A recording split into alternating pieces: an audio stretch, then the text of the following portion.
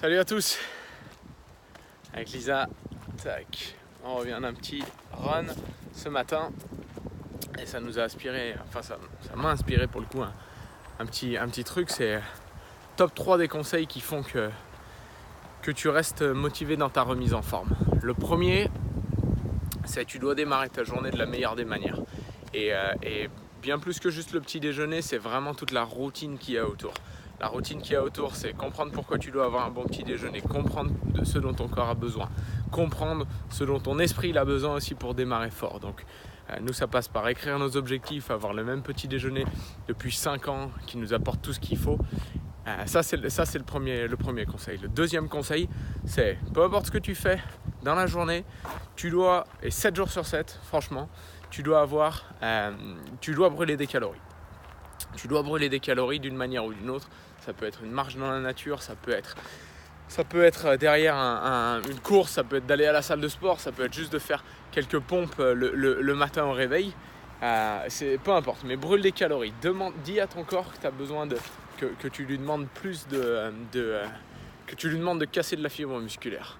Troisième conseil que je donnerais, c'est toujours avoir des modèles qui inspirent. Donc, Lisa, une des choses qu'elle dit souvent, c'est, tu sais, avoir sur ton téléphone portable peut-être les photos des personnes, peut-être des physiques ou des personnes qui t'inspirent, et le garder toujours en tête. Avoir également, tu vois, tu peux t'écouter des petites vidéos de motivation. Il y a des athlètes qui t'inspirent, des gens que tu aimes bien. Entoure-toi de ces personnes-là. Des fois, on n'a pas la chance physiquement de pouvoir s'entourer de ces personnes, mais on peut l'avoir de façon virtuelle, avec YouTube, avec tout ça. Et ça, c'est vraiment les conseils que je donnerais. Donc le premier, c'est démarrer la journée de la bonne manière. Le deuxième, c'est brûler des calories, peu importe la manière. Et le troisième, c'est de garder un niveau de motivation élevé. En